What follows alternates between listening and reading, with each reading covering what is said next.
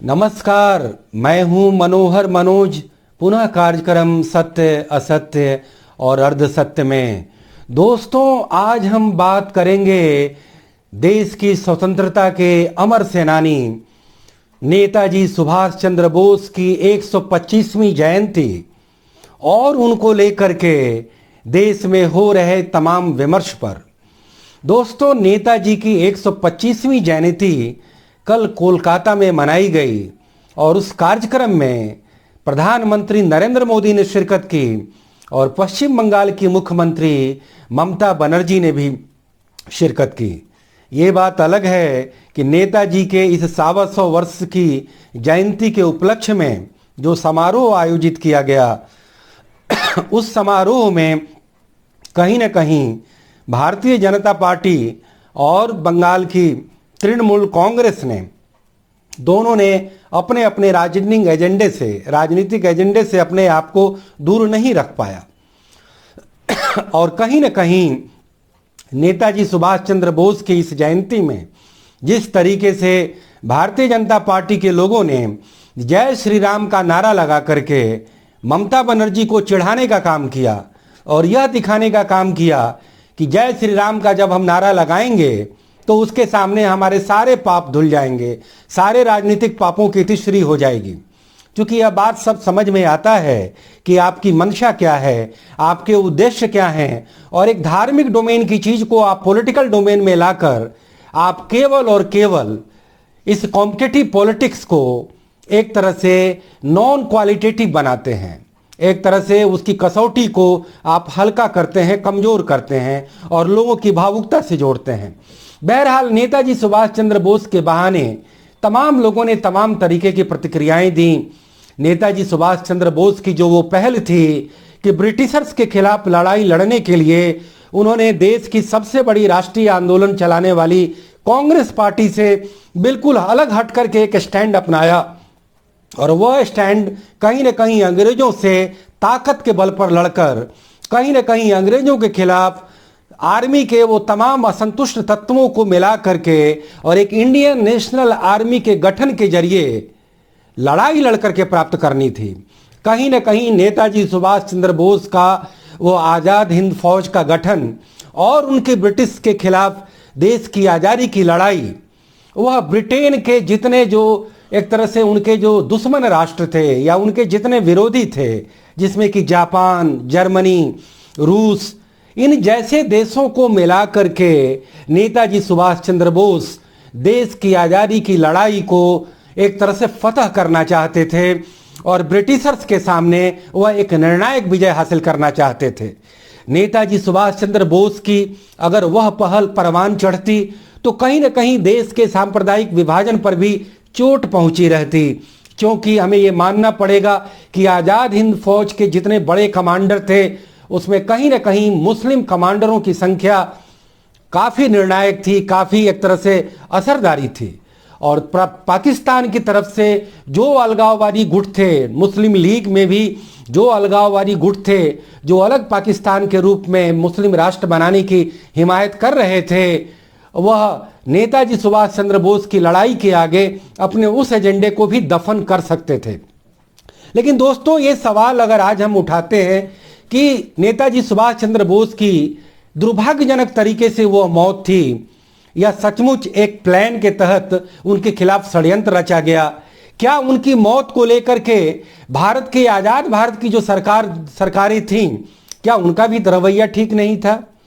क्या जो हमने नेताजी सुभाष चंद्र बोस को लेकर के वो जितने फैक्ट डॉक्यूमेंट थे, चाहे वो आज़ाद हिंद फौज के खजाने को लेकर के हो, नेताजी सुभाष चंद्र बोस की जो है जर्मनी और रूस और जापान के तमाम राष्ट्राध्यक्षों के साथ बैठकों को लेकर के हो, या फिर ब्रिटिशर्स की कांग्रेस पार्टी के साथ मिल करके नेताजी सुभाष चंद्र बोस के मुहिम को कमजोर करने को लेकर के हो, उन सारे दस्तावेजों को क्लासिफाइड कर दिया गया।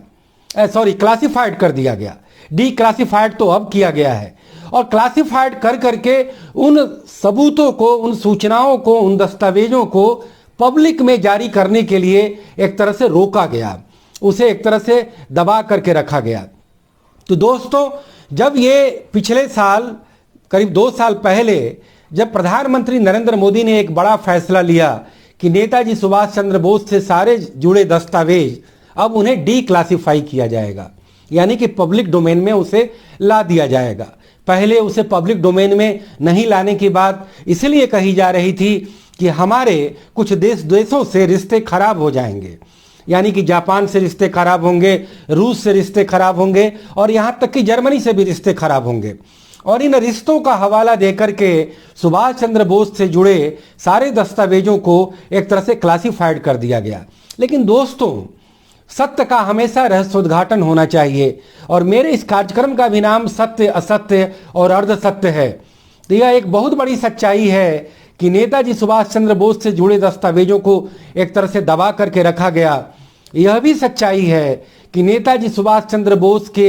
आज़ाद हिंद फौज का जो खजाना था, जो खजाना गायब हो गया था, और वह जब खजाना मिला वियतनाम में या किसी जगह पे, तो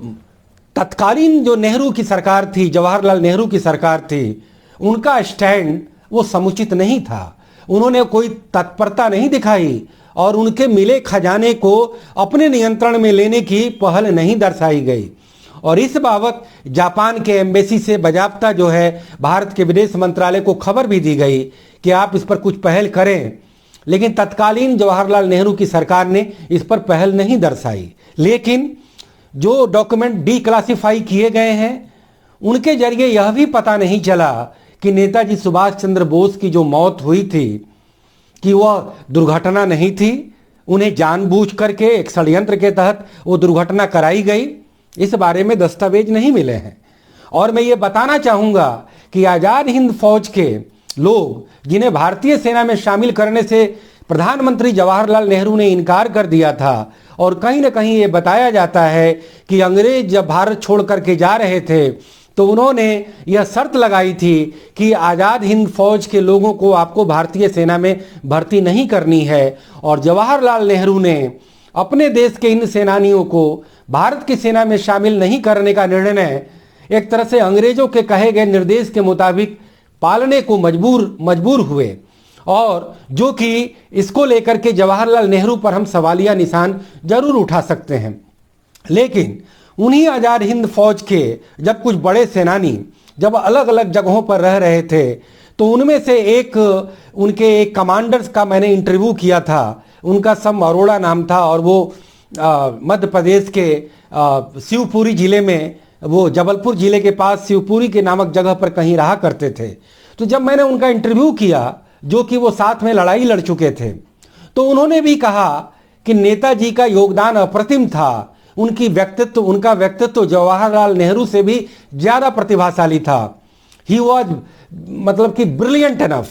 वो एक ऐसा व्यक्ति जो आईसीएस को नौकरी को त्याग कर, लात मारकर पब्लिक डोमेन में आता है और बेहद कम उम्र में युवा कांग्रेस का अध्यक्ष बन जाता है, बेहद कम उम्र में भारतीय राष्ट्रीय कांग्रेस का अध्यक्ष बनता है। वह व्यक्ति जो गांधी और जवाहरलाल नेहरू के विरोध के बावजूद जब आज़ाद हिंद फौज का गठन करता है, तो उसमें से 2 रेजिमेंट गांधी के नाम से और एक नेहरू के नाम से बनाता है। कहीं न कहीं उनकी जो आस्था और निष्ठा थी गांधी के प्रति, नेहरू के प्रति और उन सभी चोटी के भारतीय राष्ट्रीय आंदोलनकारियों के प्रति वह मलिन नहीं हुई। वह कहीं न कहीं एक तरह से उनके प्रति सुभाष चंद्र बोस का मन मलिन नहीं हुआ। उनके प्रति वो सम्मान और श्रद्धा का भाव आजीवन रखते रहे। यह सुभाष चंद्र बोस ही थे जिन्होंने महात्मा गांधी को बापू कहा और राष्ट्रपिता से नवाजा।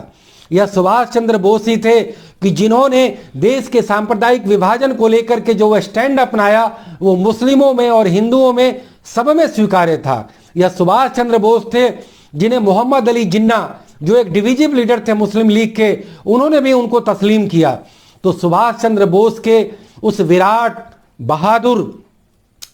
और एक तरह बौद्धिक व्यक्तित्व के सामने भारत के तमाम राष्ट्रीय आंदोलनकारी जो उनसे उम्र में बड़े थे, वह बौने दिखाई देते थे। लेकिन सुभाष चंद्र बोस की जो वह मृत्यु हुई, जिस दुर्घटना में मृत्यु हुई, वह सचमुच में दुर्घटना ही थी। इसको लेकर के हमारे मन में अब कोई वहम नहीं होना चाहिए, चूंकि उनसे जुड़े सारे दस्तावेज डीक्लासिफाई हो चुके हैं, पब्लिक डोमेन में लाए जा चुके हैं, और पब्लिक डोमेन में लाने के बाद यह खुलासा अब तक जरूर हो गया रहा था कि सुभाष चंद्र बोस को मारा नहीं गया था, बल्कि यह भारत का दुर्भाग्य था, दुर्योग था कि वह उस विमान दुर्घटना में मारे गए, और भारतीय राष्ट्र राज्य की जो एक आजादी का जो एक बहादुरी भरा जो आंदोलन था, एक तरह से उसको तिलांजलि मिल गई, एक तरह से वो दफन हो गया।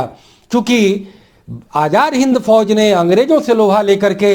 कुछ दिन के लिए मणिपुर पर कब्जा किया था, हमें यह बात जानना पड़ेगा। और कहीं ना कहीं जापान जो उस समय म्यांमार में काबिज था, उनका सुभाष चंद्र बोस को सहयोग मिल रहा था, समर्थन मिल रहा था, और उस समर्थन की ही वजह से सुभाष चंद्र बोस म्यांमार में अपने कैंप बना करके और आज़ादी की लड़ाई के लिए ब्रिटिशर्स के खिलाफ अपनी पूरी एक तरह से किलाबंदी कर चुके थे। और अगर वह किलाबंदी अगर सफल हुई होती तो भले देश को आज़ादी तो मिलनी थी, क्योंकि द्वितीय विश्व युद्ध में अंग्रेज कमजोर पड़ चुके थे, वो कहीं ना कहीं भारत से विदाई करना चाहते थे, लेकिन विदा होते होते हुए भी वह भारत को तोड़ करके गए, भारत को बांट करके गए, और इस तरीके से बांट करके गए कि अगले 100 साल तक ये लोग आपस में लड़ते रहे। और वो आज हो रहा है। हो सकता है कि सुभाष चंद्र बोस अगर जीवित होते तो यह नौबत नहीं आती, क्योंकि वह उस समय के सांप्रदायिक मुस्लिमों में भी लोकप्रिय थे, क्योंकि राष्ट्रवाद का नारा प्रबल था। वह राष्ट्रवाद जो हिंसा के जरिए, जो ताकत के जरिए, जो सैन्य बल के जरिए एक तरह से ब्रिटेन के जितने विरोधी राष्ट्र थे उनकी मदद से लड़ा जाना था, वह परवान नहीं चढ़ सका। सुभाष चंद्र बोस की मृत्यु के बाद वह सारे एक तरह से कार्य छितर बितर हो गए, सारे जो है यत्र तत्र हो गए, और कुल मिलाकर के जो भारत देश की जो नियति थी वह नियति 15 अगस्त 1947 को एक प्रक्रिया के तहत आज़ादी प्राप्त करने की ही थी। और उस प्रक्रिया के तहत भारत को आज़ादी तो मिली, लेकिन देश का विभाजन भी हो गया। तो सुभाष चंद्र बोस हमें बेहद याद आएंगे, क्योंकि उनकी असमय मौत हुई। एक तरह से उन्होंने भारत राष्ट्र के लिए जो अपना सपना देखा था, जो मिशन बुना था, वह मिशन एक तरह से अधूरा रह गया। और कहीं ना कहीं नेताजी के उस जज्बे को, उस बहादुरी को, उनके उस बौद्धिकता को, उनके उस मेधा को, या उनके उस बहादुरी भरे कारनामे को, जिसमें वो वेश बदल करके अंडमान से अफगानिस्तान, जर्मनी से जापान और रूस से एक तरह से म्यांमार तक एक तरह से परिभ्रमण करते रहे, और आज़ादी की लड़ाई का वह एक हीरो, एक महानायक अपने काम को अंजाम नहीं दे पाया, लेकिन उनके जज्बे, उनकी बहादुरी को हम हमेशा सलाम करेंगे, और उनके दिए गए परचिन्हों पर चल करके हम भारत को और मजबूत करने का काम करेंगे। हो सकता है भारत को और मजबूत करने के लिए देश के पुनर्एकीकरण का भी अभियान अगर आगे आएगा तो हम उसमें सुभाष चंद्र बोस के कर्मों से वह प्रेरणा हम लेते रहेंगे। दोस्तों, इसी नोट के साथ मैं अपनी ये बात समाप्त करता हूं। फिर किसी मुद्दे पर, फिर किसी सवाल पर हम आपसे फिर प्रस्तुत होंगे। तब तक इजाजत दीजिए। नमस्कार, जय हिंद, गुड बाय, सब बखैर।